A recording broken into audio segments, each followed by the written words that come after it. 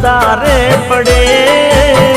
પોતાના હોય પારકા બને કોઈને રોડાયા હોય તો પછી રડવું પડે